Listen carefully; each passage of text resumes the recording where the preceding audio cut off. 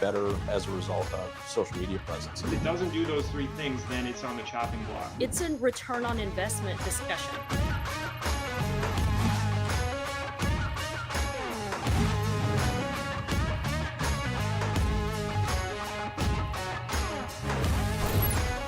Hey everybody, welcome back to another episode of the Daily Dealer Live. I'm your host, Sam Dark, and thanks for choosing to be here with us on the show this Wednesday, March the 18th. What if the biggest problem in your store right now, what if it's not traffic? What if it's not inventory? What if your biggest problem is what's happening after that lead comes in? Today we're getting into it. We've got James Seale, who's building a luxury level experience inside a Kia store and just came off a record-breaking month. Maggie Pugesek is breaking down why most dealers are sitting on 1 to 2 missed deals per week inside their CRM and how AI might actually be hurting you. Plus, there's some lies inside your CRM as well. She'll expose that. And then Ryan Knight is showing how top operators are turning fixed ops and fleet into real profit engines, just not just a side business. If you want more deals, more profit without spending another dollar on marketing, today's show is for you. And first, let's hit today's industry headlines. Today, we've got a follow-up on the FTC warning letter story from Friday. CDG News spoke with one dealer group that received a letter, multiple stores across multiple states, and their reaction was pretty telling. They were surprised they got one, given that they spend over $1 million a year on compliance, and yet they got flagged. Their read is that the letter was meant to scare, and they're probably right that some groups needed it, but they're still taking it seriously regardless and have already started making some adjustments.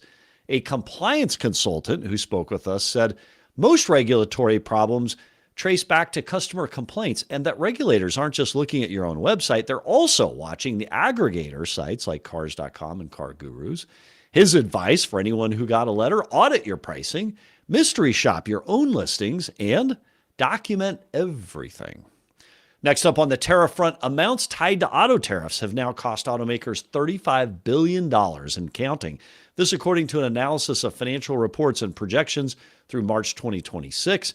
Toyota has taken the biggest single hit, projected at over $9 billion for its current fiscal year alone.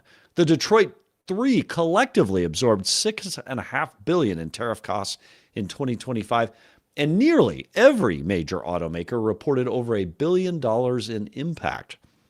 JP Morgan projects those numbers will keep climbing: $41 billion in year one, $45 billion in year two, and $52 billion impact in year three. For dealers, the longer this goes, the harder it becomes for OEMs to absorb it, meaning it eventually shows up in sticker prices and incentive structures on the lot.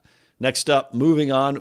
This week, 5 major auto industry groups, including NADA and the Alliance for Automotive Innovation, they sent a letter to President Trump urging him to keep Chinese automakers out of the U.S. market.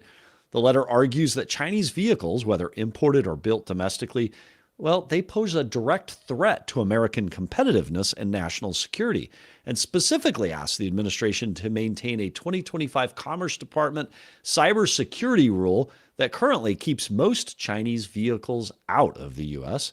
The timing is interesting because Trump has previously said he'd be open to Chinese automakers building plants here and hiring American workers. And Reuters, they reported that the Trump administration and Ford's CEO have discussed potential partnership frameworks that could enable exactly that. The letter also lands right before a planned Trump-Xi summit on March 31st, which could make this a complicated topic at the table. So we'll be watching closely. And rounding out today in the news, the DOJ filed suit against the California Air Resources Board last week, arguing that California's vehicle emission standards unlawfully infringe on federal fuel economy authority. This follows the administration blocking California's 2035 gas vehicle ban last summer. So it's a continuation of an ongoing federal push to roll back state-level emissions policy. The timing drew immediate pushback from Governor Newsom's office, given that California gas prices are sitting at $5.52 a gallon right now. That's well above the national average of $3.71. But for dealers, the practical impact is more uncertainty on EV planning, inventory mix, and consumer messaging as this legal fight plays out. And that is a wrap on today's industry headlines. All right, everybody, we got a great show coming up today. Interesting topic in the headlines relative to Chinese vehicles coming into the U.S. Check out our episode from Monday for more information on that. We had a great insider pundit conversation who has lived in China for 20 years, was head of GM there, and his perspective on the threat of Chinese vehicles in the U.S. His advice last episode was U.S. needs to get more daring and take more risks in producing better vehicles that can compete on a global scale. But he also did warn that the tech concerns and the privacy concerns are real as it relates to those vehicles here in the U.S. As a reminder, we're streaming across all CDG social media platforms. You can post your comments into today's show with your feedback, your questions, your comments. We will bring those into today's show, and you, our loyal listening audience, make today's show awesome. So going straight into our first guest, James Seale, Managing Partner, General Manager at Granbury Kia. James, welcome back to the show. Hey, how are you doing? You've been here before. This is your second time here. We appreciate you coming back.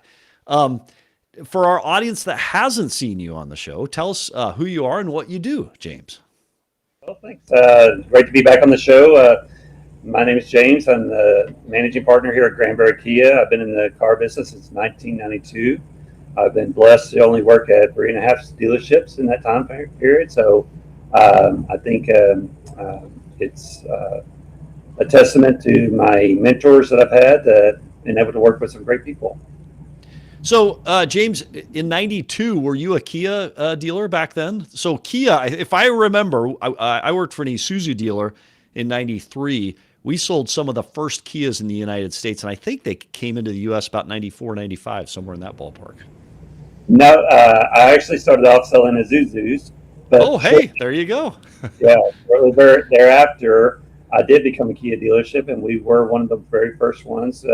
We had the Sophia and Sportage. We had two cars. Yeah. That's all we sold. And it was a wild ride.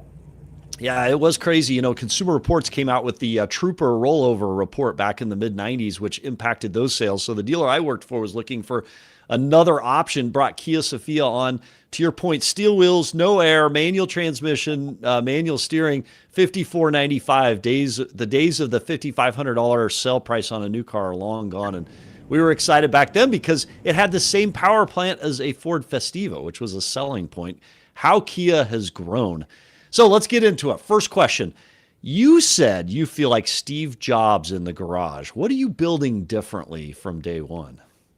Yeah, I still feel that way. When we first talked, I was in a pod, so I literally was in a garage, and we now opened up our new store. So now I feel like we've upgraded to the small office and continue to grow it. But yeah, it feels like we're growing something big. I'm blessed to have some fabulous partners that have the same vision as I do, and I have the same vision as they do. And I think we're growing something very special here, and hopefully we'll continue it with other dealerships. So you said you broke a record in February. What was the record you broke? Well, we sold 153 new and used cars, which for a town of 10,000 people, that is a pretty good accomplishment. We did it in a short month in February, which is 24 working days. And we had a really good, strong effort from all departments, from service, from parts, from new car sales, used car sales. Everybody just came together, and it just gelled last month. And we're continuing March the same way. We're off to the momentum this month. So to our dealer listening audience watching today, March of 2026, what specifically drove that record? Was there a process or two that you did that created that growth, or was it the new facility, new location? What drove the record? It's a combination of everything. When I came here, the vision that I had and what I've tried to do for the last 30 plus years is I want to create a buying experience that's second to none. I coined the phrase, I want to create a 5-star luxury dealership experience for a mass market car. And you think that sounds very cliche and very easy. it's not. Good service is not as common as you would hope for and you would expect. I think customers have gotten accustomed to being average, and kind of a disappointment. So if we're good, we're okay, but I don't want good. I want exceptional. Why? Because I believe if people treat people like $1 million, they'll spend $1 million. They will help you grow your business. There's thousands and thousands and thousands of dealerships across the nation. Everybody has brick and mortar buildings. Everybody has cars. Everybody has salespeople, finance. They're all the same inner workings. And the only thing that differentiates us is our people and the service we provide. And so, go ahead. So practically, you're looking to create this luxury experience in a Kia store, right? What does that look like operationally? How are you conveying luxury at Kia? Well, everything matters. From the scent of the dealership, I have diffusers all throughout the dealership that make the dealership smell good. The music we play, the way we interact with the customers as soon as they walk through the door, call us on the phone, respond to us on the line. But I mean, it goes even further. I mean, we had a product that we put in that was supposed to help us sell more alignments and more tires. And it's called Traction. And it's a product that the customer would drive over when they entered our service bay, our service drive. And when we put it in, we realized this is a very rough intro to our service department. Driving over something. Driving over something. So we called the company and said, this ain't gonna work. Either fix it or we're getting rid of it. Because we do not want that kind of experience for our customers at all. So everything matters, from the smallest detail to the biggest detail. What was, so you said it's not easy to create that luxury experience in any dealership. What was the hardest thing as you've sought to create this experience for your consumers to execute on that maybe surprised you as you went down the road executing on it? Everybody wants to say, hey, I give good service. And again, good is not good enough for me. It needs to be exceptional service.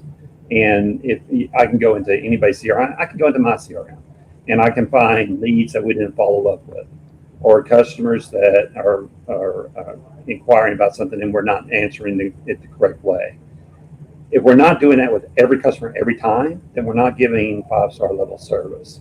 So where it started with me was literally building a team of leaders first. We have to start with the leaders and cultivate the mindset in their mind so that they can see my vision and see and implement what we're trying to do. So in order to become a 5-star luxury dealership, I believe we have to become a training center to teach people how to give good service. So we have training every day. It's instructor led. It's either by one of my managers or outsourced trainer, or the mentors inside the store giving them training. But what are you training on in March of 2026 that's helping you achieve the luxury experience? Well, we train on the basics, ABCs of selling, but then I believe that the psychology of selling is as important as the ABCs. Why does a customer say this? What's the body language and when they're doing it?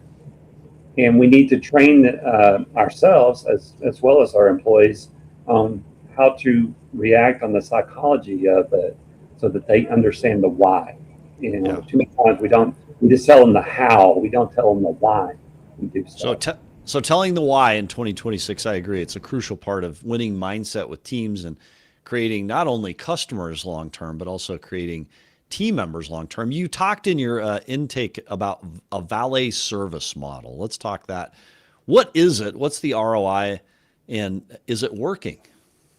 Well, it will work.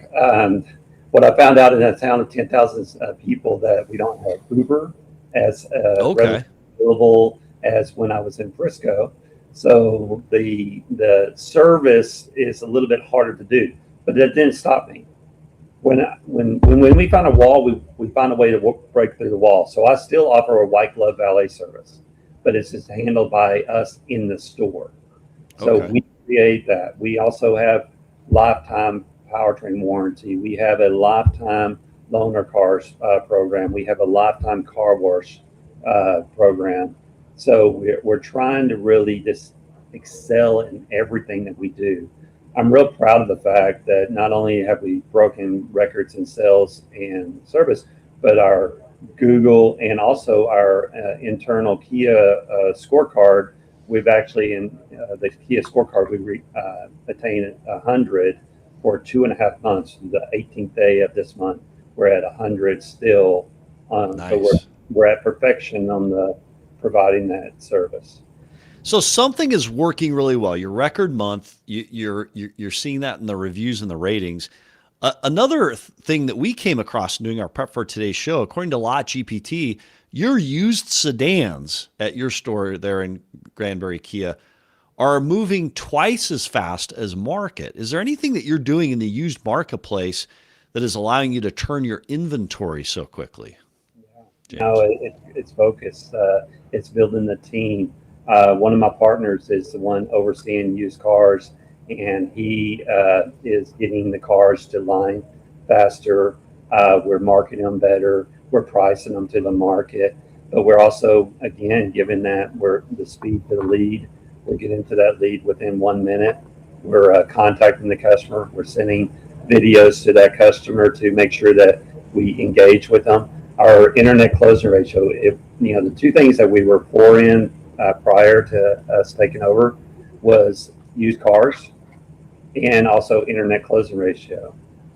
So both of those areas, we're now 1-to-1 new to use, which is good for a Kia store. And then we hit 11% last month in closing ratio. We were at 4 or 5% closing ratio. Wow. So you've doubled it. We've doubled it.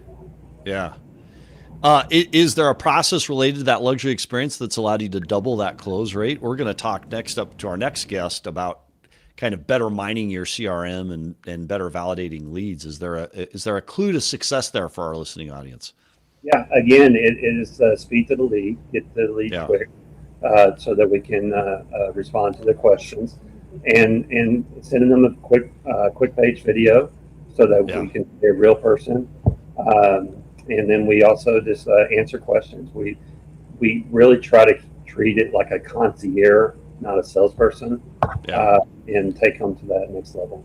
So a lot of comments online flooding in. Let's go to some of them. Mark Barushko says, treat them like $1 million. They'll spend $1 million. He says, I love that. So props on that. We're going to go to an update from Igor in between segments here because Igor has become our roving correspondent. So we'll get a market update from him at the auctions. But Paul Salzman comes in and asks a question. He says, what's the trick to the 1 minute lead response? That's a fast response time. And you've got a real solid strategy on how to respond, video and the information you're providing. How are you getting there in 1 minute? Well, I'm going to kind of give away a secret. We're using AI. AI is real important to get to that lead quickly. But within that, within 5 minutes, 4 minutes, we are actually trying to send that video to the customer or call that customer and talk to them in person. So, what AI technology are you using, and how long has that been part of your process? Podium, and it's like last month, 2 months ago that we switched over. Okay. And is that part of that double close rate, that speed to lead, getting it responded to so quickly? Absolutely. Yeah. 100%. Yeah. I would highly recommend it. If there's dealerships out there that haven't got into the AI market, get into it. It's a valuable tool. So we talked about it last time. You ran stores in a public group. So you're part of a large publicly held auto group. What are independents? What are smaller groups such as yourselves doing right now better than publics? Where are you winning compared to your old world? I think we're concerned about bottom lines in the private and public world. But where I see a difference is we really care about our people. The public companies, they care they say they care about people, but at the end of the day, they care about their stocks. They care about, some other things. And I talked about that last time last year. Yep. And they, I believe that we are building a family and a dealership, and we have to cultivate that family. So I think that's the biggest big difference is really, becoming part of the community, part of the family here at the dealership, and helping everybody else grow to the next level. That's the biggest difference I see. All right, last question up, and then we'd love to invite you to be part of our panel at the very end of the show if you can hang out with us. So we'll put you in the backstage in just a moment. We'll bring you back for that roundtable at the very end. You talk about customer lifetime value versus transactional growth. Give us a little bit of your theory on that. Again, record-breaking month. You've increased your lead close rate super fast. You're turning cars faster than the market is. Talk to us about this customer lifetime value versus transactional growth.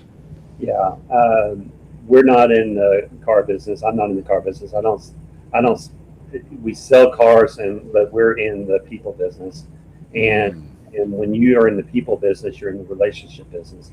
And if you are cultivating relationships, you want those to be long term. You don't want a short term relationship. It's not good for you. It's not good for the person you're in the relationship with. So if we are truly doing what we say we're doing and building this relationship, it's a long-term friendship that they can count on us, we can count on them, and that's ultimately it. We're in the people business and relationship business. So in creating this elite experience that you've talked about, this luxury experience, it takes people to do it. You've implemented AI to help get to that 1 minute lead response time. What do you say to some people in our industry that say AI threatens jobs? You're committed to people, yet you're still implementing technology. How do you make that balance, James? Strike that balance. If you don't grow and accept the world, you're going to be left behind. Yeah. And the world has changed whether we want it or not. I remember when the internet, I'm old enough to remember when we didn't have the internet. And people didn't think this internet thing is going to be here for very long. And guess what? It is. So, the AI, it will never replace. Again, AI doesn't build relationships. People build relationships.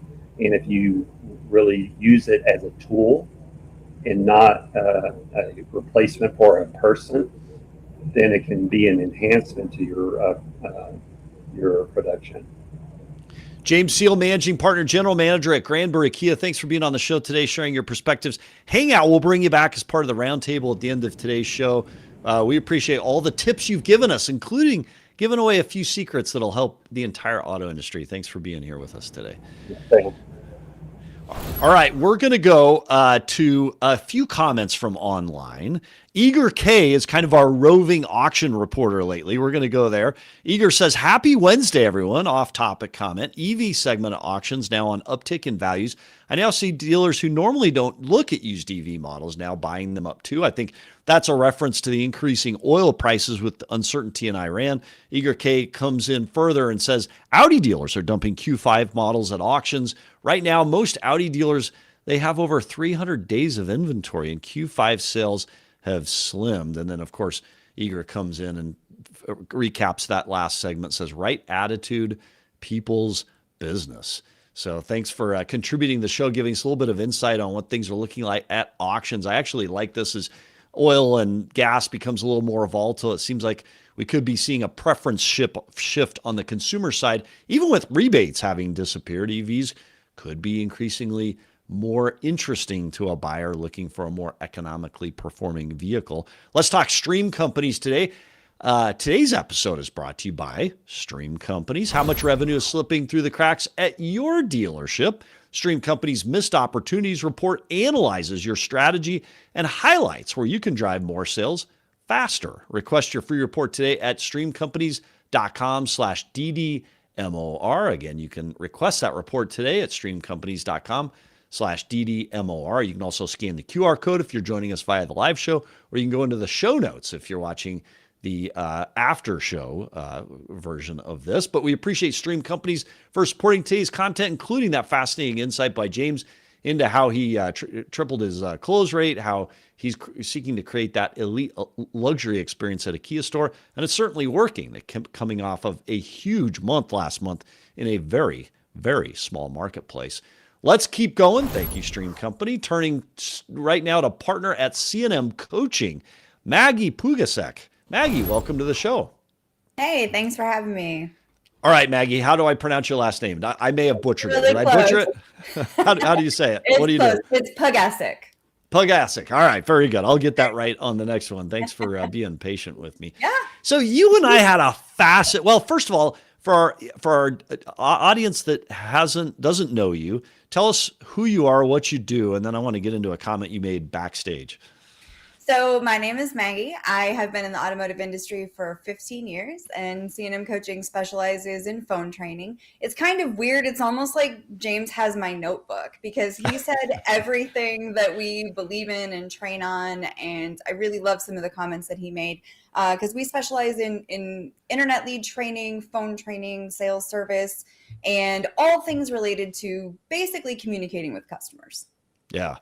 I thought the internet resonated. We got a ton of comments on his commitment to that 1 minute response time. Yeah. How critical is that lead response time in winning the customer over in automotive March 2026?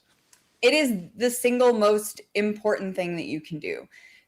Research shows us that we have about a 70 to 80% contact rate if we call the customer within 5 minutes. And the reason that he's doing so well is because he's using AI as a tool and not using it to replace his staff. And he's using that to initially connect with the customer, which tells the customer they've gotten my lead, I'm important to them. And then he follows up with a phone call, which is exactly what you want to do. So you see, most dealers don't respond to their leads in a timely manner at all. In fact, we see leads go 3-4 days without phone calls, and we'll see 15, 16, 17 text messages that aren't responded to, but still no phone call. And so I always kind of laugh because it's like, okay, you've sent 10 text messages. What makes you think number 11 is going to be the one that is the hook that they're going to respond to? Just call them, pick up the phone and call the customer. Because if you're not, someone else is, especially if you're shopping James, James is winning in a small marketplace. That's why he had such success this past month at a Kia store in a city with 10,000 people. What's the reticence to picking up the phone and making that phone call? Why in March of 2026 are dealers not making that call, and why are they fumbling the lead for 4 days? I wish that I knew the answer to that question. Genuinely, a lot of it does come down to your middle management not properly reviewing your CRM, which is something that, you and I were kind of talking about backstage. We do unfortunately see a lot of falsified information in CRMs. So I want to ask about that. Backstage, you said not falsified. You said there are lies in most dealer CRMs. In March of 2026, what are those lies, and how does a dealer find those lies and eliminate them? Yeah, so a lot of it actually has to do with what they're doing to contact the lead. So they will sometimes pick up the phone, they'll let it ring for like a half a ring and then hang up and put a note in the system, left message. And that's why? I don't know. Huh. And we see it happen all the time. And when we do a mystery shop, we pose as a local customer, a real customer. We use real working phone numbers. We'll put in a lead and we'll watch it. And then we'll go back through their CRM and we'll compare the notes, and they don't match. It'll say left message. There's no messages.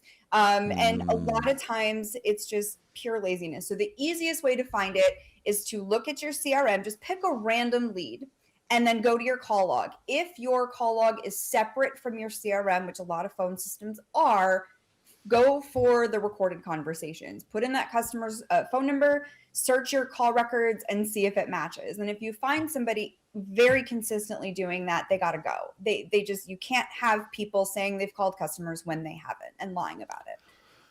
So in a traditional dealership, based on your experience, what percent of salespeople in automotive in March of 2026 are pencil whipping, let's say, these records? That's a good question. We usually find at least one person at every dealership. There's at least one.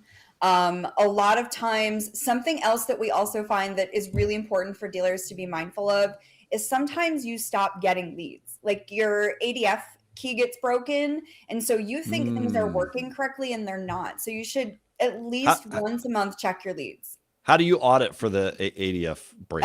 So submit a mystery shop yourself, and that will tell you, hey, we've got the lead, make up a fake name, test, Susie sample, whatever, throw in the lead. And also something else to be mindful of is what time did I put this lead in and what time did it hit my CRM? And check every link on your website, because you probably have a contact us tab, you probably have a finance tab, you probably have a schedule a test drive tab, ask questions, check them all, because one can break and the rest can stay functional. And then you're missing those leads and you don't even know what's happening. So check that stuff too. And you recommend doing that how often? At least once a month you want to do it, because it can break, especially Facebook is one of the ones that we see break a lot. And so people are messaging you on Facebook and it's not hitting, you're not noticing that you're missing the leads. So you want to check those frequently. So lots of great comments online. Paul Salzman comes in and says, good grief, it's like the 9-minute hold time. He's referring to the CDK service report that we talked about earlier in the week, and 9 minutes hold average time for service. He's comparing that back to the 4-day lack of lead response. Paul Salzman comes back in and says, I think there's a generation of people who have severe call reluctance because they don't have experience on how to use the phone. Do you think that's the case? To me, if you dial the number and you get a ring, there's no reason to just hang that up and play the record, unless you're afraid of making that call and having to talk to somebody on the other side. Do you think there's call reluctance because they just don't have experience with the phone? Absolutely. 40% of salespeople experience anxiety about the phone. And, I find it really interesting because find a salesperson that doesn't have an in-person selling process. Like, you're not going to. They all have something they do when a customer walks into the lot, the way they introduce themselves, the way they show them a car, right? But a lot of times we don't pay attention to how we do those things on the phone. And the phone is the heartbeat and foundation of a dealership, period. If that first phone call does not go well, you are in trouble. And I always say, people don't buy cars from places. They buy cars from people.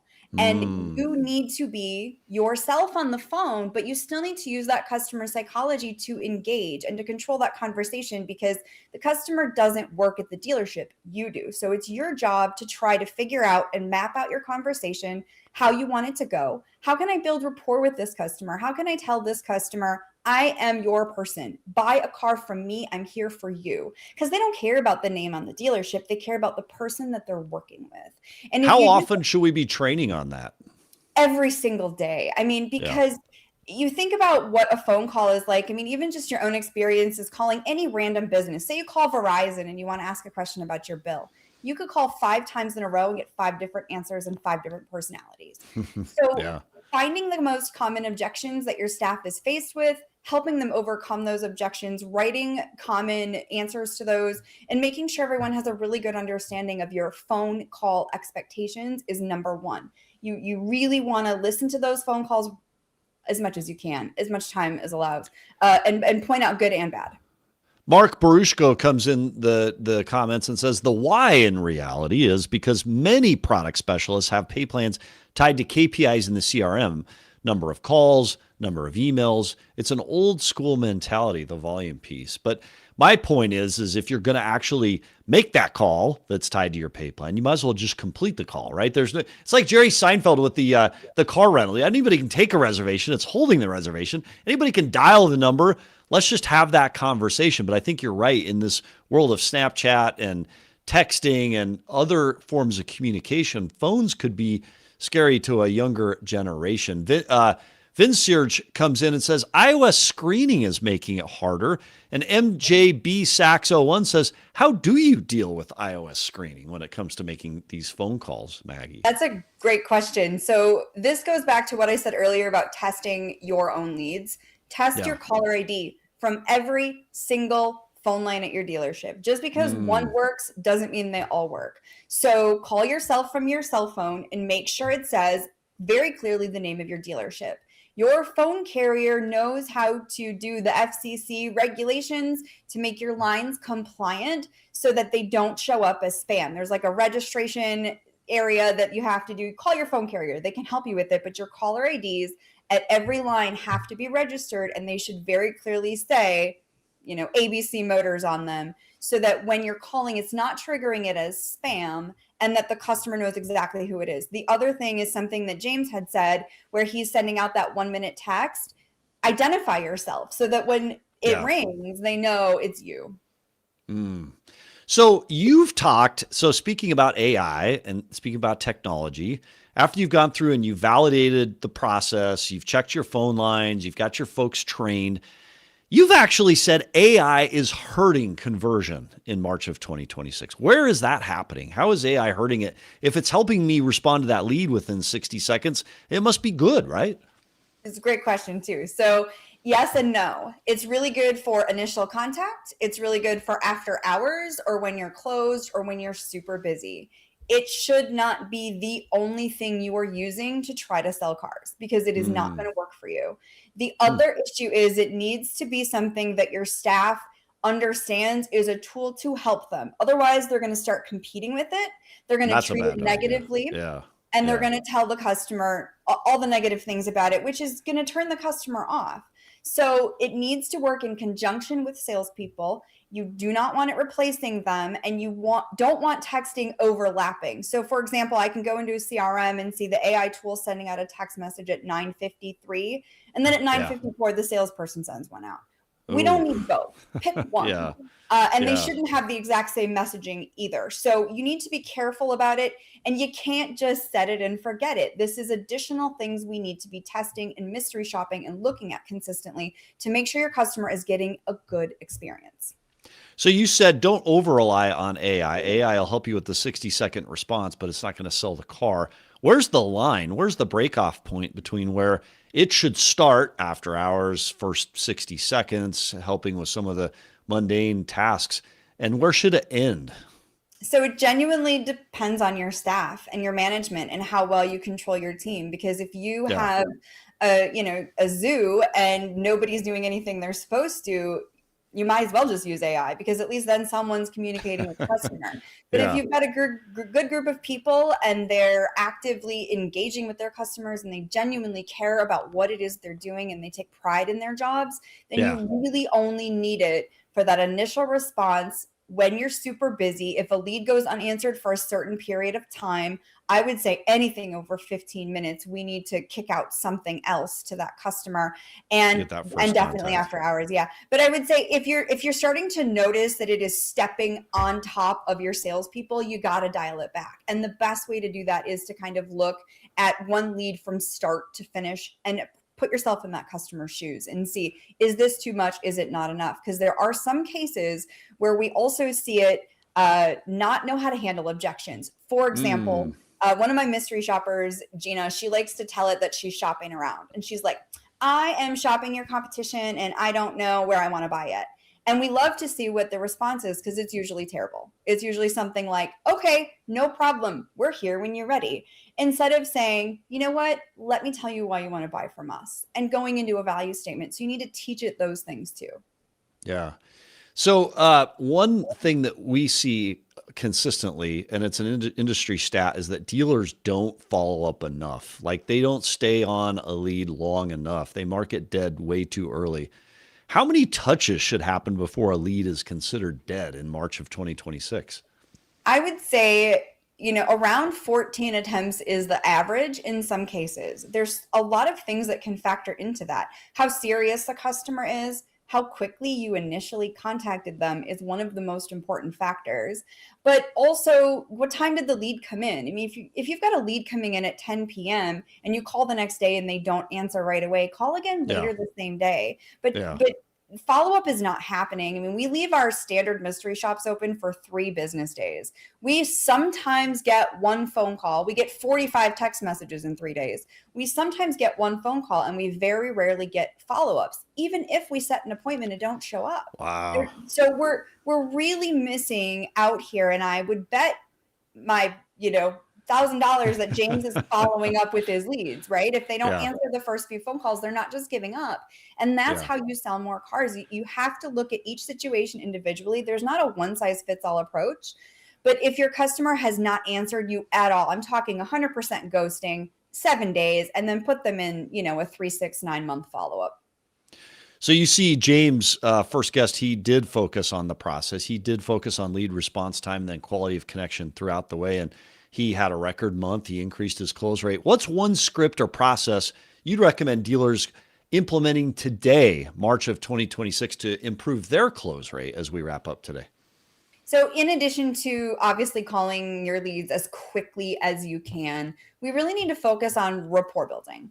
Why is the customer reach out to us? What do they need from us? And why do they want to buy from us? We know that they're shopping around 4 other dealerships at the time, doing about 14 hours of research, which is a lot of time. So you're lucky if they've chosen you. And it's not that we need them. I mean, they need us too, but it needs to be a mutual relationship, and focus on the people and bring it back to people selling to people. And write yourself a value statement and expect your staff to say it on the phone so that customers know exactly why you're the place for them, and make sure you're having good, strong conversations.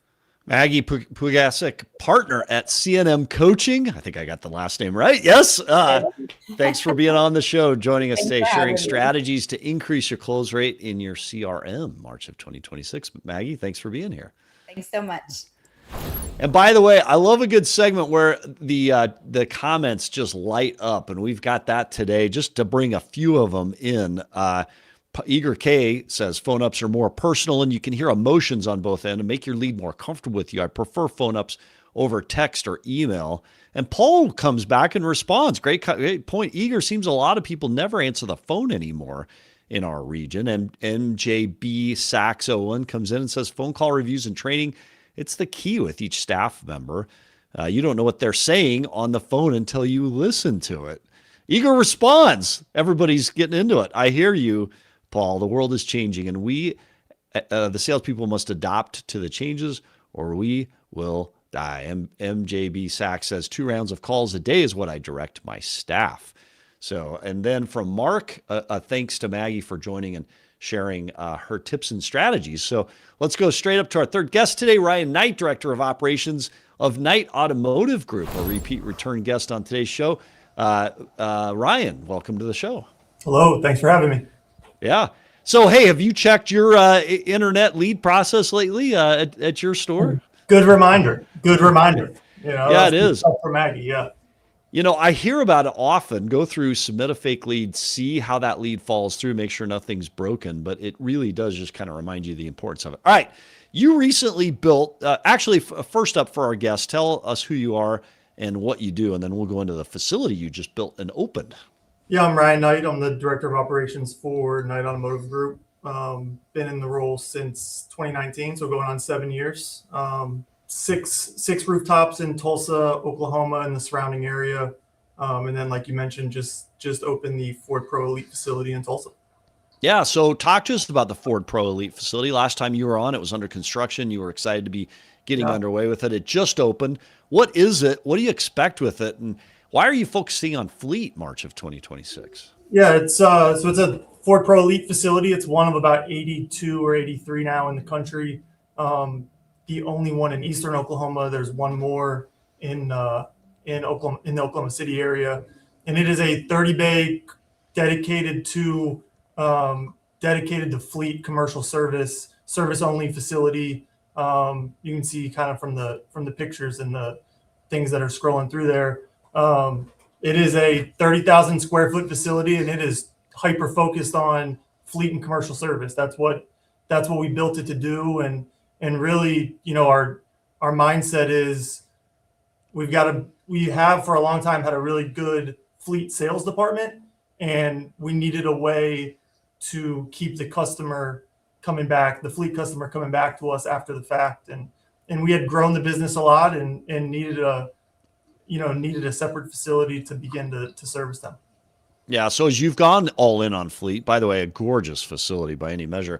Why do you still say that this opportunity of servicing fleet, selling fleet, why is it still overlooked in automotive March of 26? it's interesting as we talk to, fleet managers, CEOs, presidents all the time. And that has become such a pain point for them. Just managing managing their fleet of vehicles, managing the service, which for them at the end of the day is just a dead expense. And what we tell them is we can help them with that. And, we have a Ford certified facility now. We can work on all makes and all models. I think that's really important. You still have a lot of fleets with leftover from COVID, a lot of mixed matched inventories. So we're there to help. I think that's our message always is it's a one-stop shop, and we want to be there to sell the vehicle, but then we want to be there after the fact to help them take care of it. So you talk about you brought upfitting in-house as opposed to outsourcing. What's upfitting, and why did bringing that in-house, what did that unlock financially for you as an organization? Yeah, under the same theory of we want to be a one-stop shop, that was one of the other pain points, both for our fleet sales department and also for the end user, was the lead time it took to get a vehicle upfit once it landed. So our sales department would send it out to a vendor, service body, flatbed, lights, anything that the vehicle needed after the fact. And it would take months to get it done. And that's time that the fleets don't have, when they've got vehicles down, whether, it's beyond repair and they need to replace it, or it's been in an accident. They need those vehicles on the road as quickly as they can get them.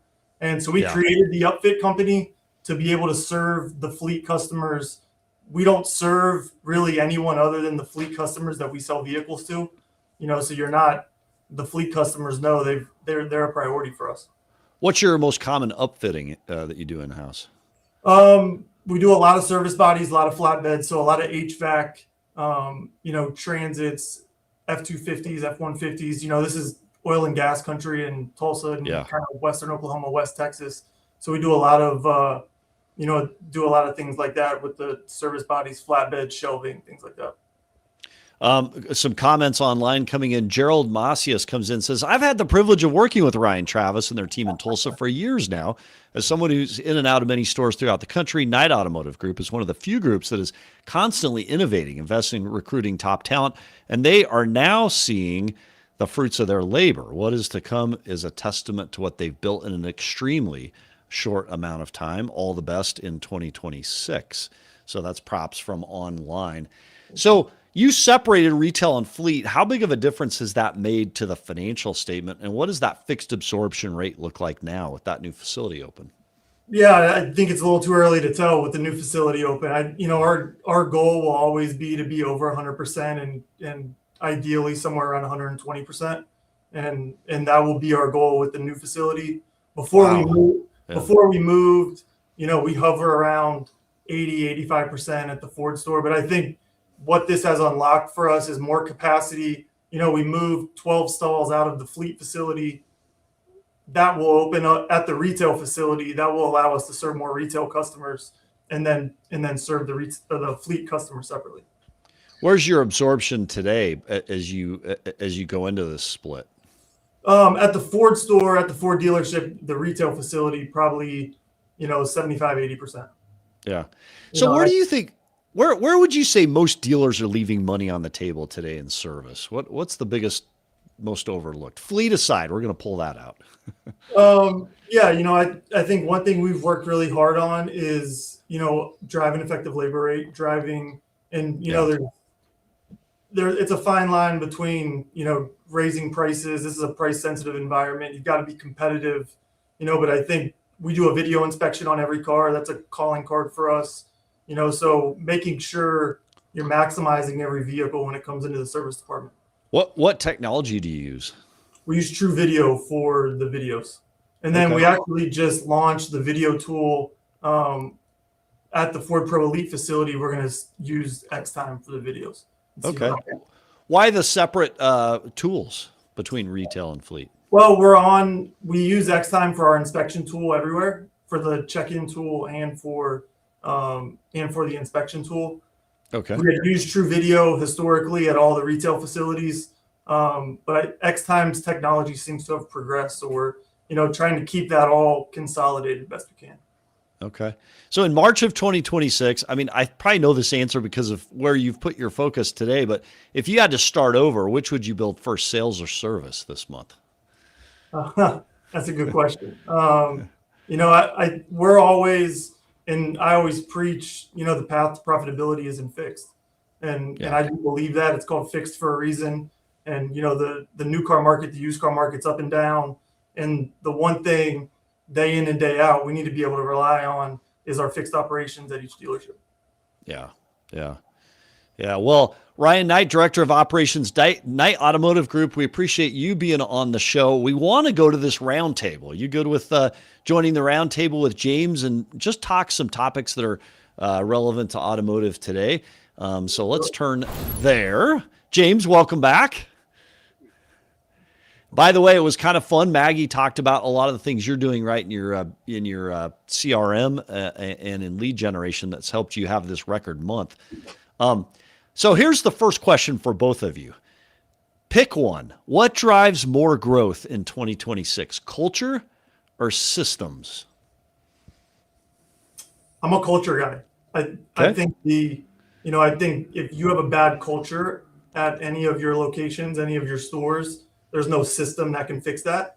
And you need a family, you need a team that you can trust, that you can rely on. No system can help you with that. Culture or system, James? Obviously, I started with culture, so I would say culture.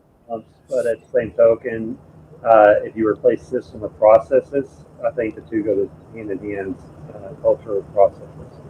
Ryan, what's the fastest way to screw up culture? I think not having a we mentality. I tell people all the time, if you've got a big ego, for us, if you got a big ego or you're worried about yourself before you're worried about the team, it's not going to work here. Not working for us.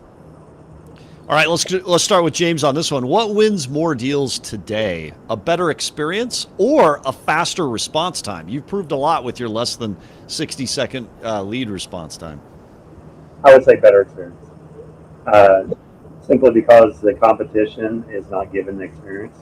So I think we can conquest and capture more deals from the people that are given the bad experience. Yeah, Ryan? Yeah, I agree. I think the experience wins at the end of the day. So in automotive, sometimes we focus on things that we think customers want but don't. Ryan, what do you think something that dealers focus on that we think customers care about but they don't really care about?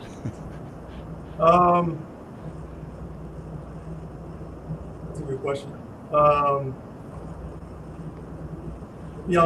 Sometimes I think we get hung up on, it's obviously a price sensitive, it's a price sensitive environment, but I do think back to the previous point, the experience does matter, and I think especially we have Lincoln and Volvo here in Tulsa, and I think in the luxury environment even more so, that experience, you can save me time. I don't necessarily care as much about, if I have to pay a little more, if the service and the experience is really good, I think that's okay. Yeah. James? I agree 100% with Ryan. The time is the most valuable thing for customers and for everybody. So if we can create an experience that keeps them in and out faster. I also feel like sometimes we put too much emphasis on speed when in fact, if we create a better experience, a little more time, if they're better educated, is okay. But you got to be careful with it because, again, time's the biggest asset we all have. Let's pretend I drop both of you into a 150 car store. Where will you find the next $1 million quick? Sales, used cars, F&I, or fixed ops? My Brand answer. new. Yeah, fixed ops. Obviously, you'd go straight to fleet, I think, right? Yeah. And James, you go to culture, luxury, and probably your CRM, James, or different answer? No, for the next $1 million, obviously, fixed ops is the future, and if you take care of them in service, you don't get them back in sales. Yeah. So we had a conversation on CRMs and data mining, and I was fascinated by Maggie's point about there are lies in most dealers' CRMs. Do you think your CRM is a goldmine of opportunity, or is it a graveyard of missed deals in March of 2026? James, first you. It's a graveyard of deals. That's why, as far as Maggie was 100% correct. You got to audit yourself. You got to mystery shop yourself. You got to call in, you got to do all that stuff, or you're going to miss deals. Every day we have a meeting and we go through our CRM, we look at the previous days and look at the response. And then we hold everybody accountable. Ryan, gold mine or graveyard? I like to think of it as a gold mine. You know, I like to think there's gold in there, and I think to Maggie's point, right? There's always, you know, if you dig far enough, you're always going to find an opportunity in there somewhere. Yeah. What wins most as we wrap up here? What wins more in 2026? Lowest price or best experience? Best experience.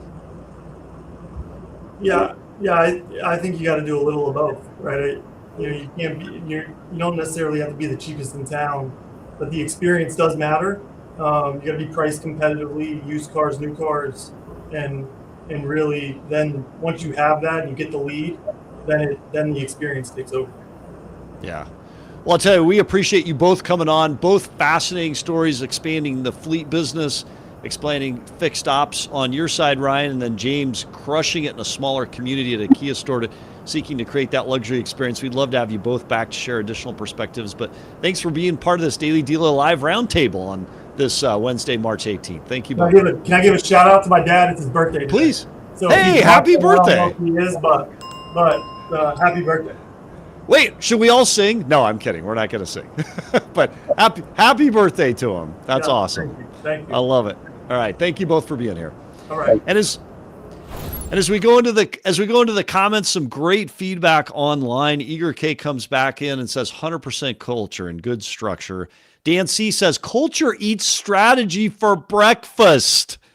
Actually, culture, I'd argue too, embeds strategy with more meaning and structure with more meaning.